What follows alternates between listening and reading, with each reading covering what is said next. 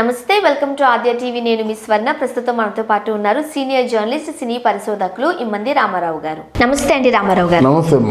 రామారావు గారు, భానుమతి రామకృష్ణ గారికి సాంప్రదాయాలు ఎక్కువ వింటూనే ఉన్నాం. అలానే ఆమెకు ముక్కు మీద కోపం కూడా ఎక్కువే అని కూడా చాలా సందర్భాల్లో మాట్లాడుకున్నాం. బట్ కొన్ని సందర్భాల్లో అంటే ఒక టైంలో ఆవిడ ఎండు చేపల వాసన రోజు భరించేవారట. సో ఏంటది, అప్పుడు ఏం జరిగింది? అది ఎప్పుడో భానుమతి గారే చెప్పారు. అది లైలా మజ్ను అనే సినిమా ఒకటి తీశారు కదా, భానుమతి గారు లైలాగాను నాగేశ్వరరావు గారు మజ్నుగా ఉన్నారు కదా. వాళ్ళకి రామకృష్ణ గారు డైలాగ్ ఇప్పటిలా కాదు, అప్పుడు డైలాగ్స్ ప్రాక్టీస్ చేయాలి. డైలాగ్స్ ప్రాక్టీస్ చేయాలంటే నాగేశ్వరరావు గారు సారంగిపాణి స్ట్రీట్లో ఉండేవారు. ఆ నాగేశ్వరరావు గారు సారంగిపాణి స్ట్రీట్లో ఉంటే ఆ సారంగిపాణి స్ట్రీట్లో ఎండు చేపల ఫిష్ మార్కెట్, మా ఫిష్లు ఉండేమాట, ఎండు చేపల మార్కెట్ అక్కడ ఎక్కువగా ఉండేది. అలా వస్తున్నట్టయితే ఆ ముక్కు పుటాలు అదిరిపోయాయి. అసలు భరించలేనటువంటి ఒక వాసన మాట, చేపల వాసన. అది కేవలం ఒక అక్కినేని నాగేశ్వరరావు గారితో కలిసి డైలాగ్స్ నేర్చుకుంటున్నాం అనే ఉద్దేశంతో భరించింది, కానీ అదే ఇంకోరైతే భరించదు. అక్కడికి కూడా మొగుడు చెప్పేసింది, నేను వెళ్ళలేనండి, అక్కడ నేర్చుకోలేను, ఆయనే రమ్మని చెప్పంటే లేదు, అక్కడ హీరోతో పాటు కొంతమంది ఉన్నారు కదా, వాళ్ళందరికీ డైలాగ్స్ ప్రాక్టీస్ ఇస్తున్నారు కదా, అందరినీ మనంటి ఎందుకు రమ్మని చెప్పడం, చెప్పు నువ్వే వెళ్ళి నేర్చుకో అని చెప్పేసి ఆ మొగుడు రామకృష్ణ చెప్పేసరికి అప్పుడు వెళ్ళి పాపం తప్పనిసరి పరిస్థితుల్లో 1 నెల రోజుల పాటు రోజు వెళ్ళిపోయి డైలాగ్స్ నేర్చుకుంది భానుమతి గారు. నెల రోజులు అప్పుడు అంతే కదా.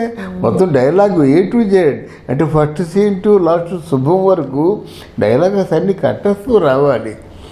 డైలాగ్స్ బాగా తన డైలాగే కాకుండా హీరో డైలాగ్స్, సపోర్టింగ్ ఆర్టిస్ట్ డైలాగులు, అన్ని డైలాగులు పూర్తిగా కరతలమ్మలకు అయినట్టుగానే అలా షూటింగ్కి వెళ్ళేవారు. లేకపోతే డైలాగ్స్ చెప్పడంలో ఏమాత్రం కొంచెం తొట్టుపాటు వచ్చినప్పుడు కూడా మళ్ళీ షూటింగ్ పెట్టుకునేవారు కాదు. ఇప్పట్లో లాగా లిప్సింక్ లో డబ్బింగ్ లోనే కవర్ చేసుకుందాం ఏంటి, డైలాగ్స్ మొత్తం రావాలి. అంటే సపోర్టింగ్ క్యారెక్టర్స్ తాలూకు డైలాగ్స్ కూడా రావాలి. ఆ క్యారెక్టర్ని ఔపాసన పట్టాలి. అప్పుడు వాళ్ళు ఆర్టిస్టులుగా ఉండేవారు కాదు కదమ్మా, వాళ్ళు ఒక పాత్రధారులుగా ఉండేవారు. ఆ పాత్రలకి ప్రాణ ప్రతిష్ట చేసేవారు. కనుకనే అప్పుడు ఆ లైలా మజ్ను సినిమా ఈ రోజు కూడా దేవదాసుని మించిన సినిమా ఏమైనా వచ్చిందా? అలా లైలా మజ్ను సినిమాని మించింది ఏమైనా వచ్చిందా? అంతగా ఆ పాత్రలో ఒదిగిపోయారు కాబట్టి ఈరోజు మనం చెప్పుకుంటున్నాం. మరి నువ్వు ఎక్కడ చదివావో కానీ అది ఆవిడే ఒకసారి ఒక సందర్భంలో నాకు ఆ వాసన పడదు, కానీ అక్కడ వాసన భరించే పరిస్థితి కంటే ఆ డైలాగ్స్ నేర్చుకుంటే నాకు ఆనందం ఎక్కువగా ఉండేది. ఎందుకంటే నేను పాత్రలను అంతగా ప్రేమించేదాన్ని, అలాగే సహనటులను కూడా అంతగా ప్రేమించేదాన్ని. నన్ను ఏమో దేనికి సహించడని అందరూ అంటారు, కానీ అది అబద్ధం. ఎంతటి బాధనైనా తట్టుకుంటానని చెప్పడానికి ఈ ఉదాహరణ చెప్పింది. అండ్ నా దగ్గరకు రండి అని చెప్పకుండా వాళ్ళందరినీ గౌరవించి వెళ్ళారు అని అంటే అది ఇంకా పెద్ద విషయమే. అవునవును. అంటే ఆవిడ చాలా మంచి గుణాలు ఉన్నాయమ్మా. ఆవిడకి ఏంటంటే ఓపెన్గా మాట్లాడిస్తుంది, ముక్కు మీద మాట్లాడిస్తుంది, కానీ చాలా మంచి గుణాలు ఉన్నాయి భానుమతి గారికి. మంచి గుణాలు కాకపోతే ఏమిటి, ఆవిడ ఏమ్మా అంత మంచి మనిషి కాకపోతే నీ కళలన్నీ కూడా ఆవిడకి అంతగా ఒదిగిపోవు. రచన, సంగీతం, గాత్రం, నటన, నృత్యం, యుద్ధం, ఇన్ని కళల్లో కూడా ఆరితేరిపోయిందంటే మొట్టమొదటిసారిగా కత్తి యుద్ధం చేసినటువంటి నటీమణి ఎవరైనా ఉన్నారంటే భానుమతి చండీరాణి. డైరెక్షన్ అవును. గనక మంచితనం లేకపోతే ఆ సరస్వతి కటాక్షం మీకు ఉండదు.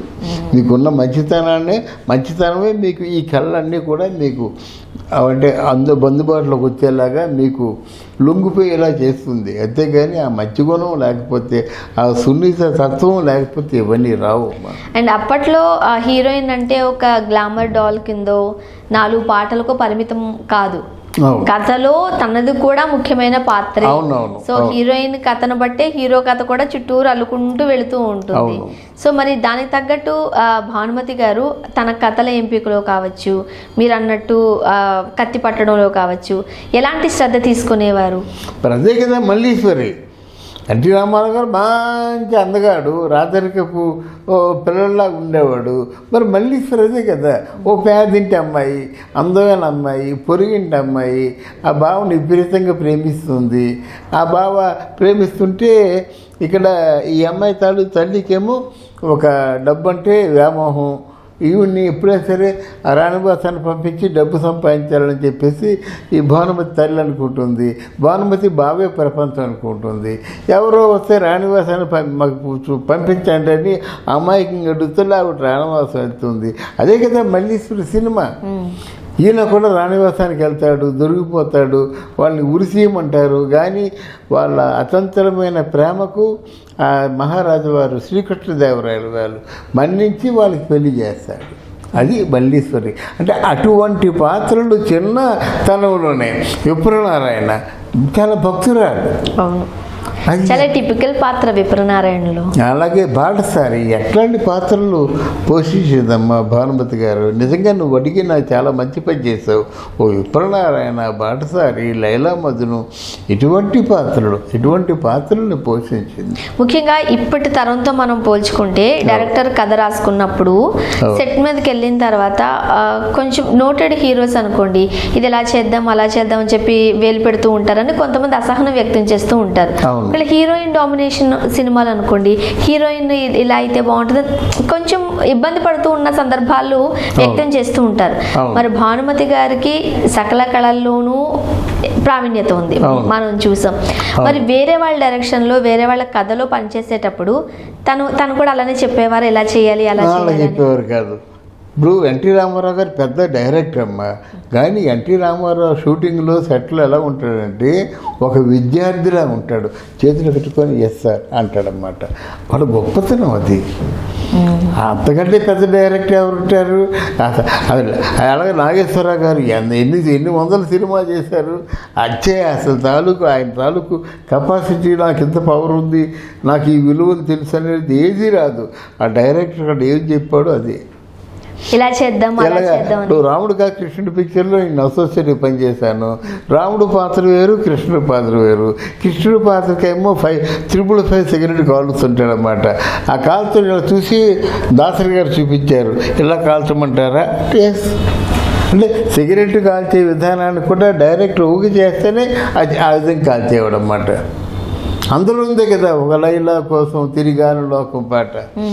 అందువల్ల వాళ్ళు మంచి మామూలు నటులు కాదు, వాళ్ళు చాలా మహామహులు మాట.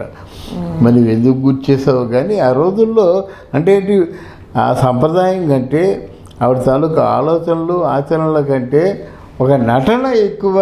అందుకనే ఈ గబ్బు వాసన భరించి, ఈ చేపల వాసన భరించి నాగేశ్వరరావు దగ్గరికి వెళ్ళింది. అలాగే ఏదైనా తను అనుకున్న కార్యక్రమం సాధించడం కోసం ఎంతకైనా తెగించేది భానుమతి. మంచి విశేషాలు తెలియజేశారండి, ధన్యవాదాలు. థ్యాంక్ యూ అమ్మా, థ్యాంక్ యూ.